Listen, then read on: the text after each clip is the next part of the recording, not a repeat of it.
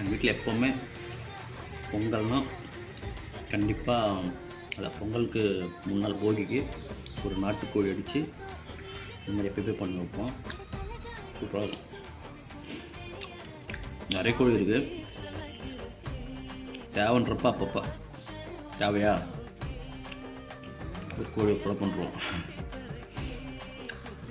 கஷ்டமாக தான் இருக்கும்.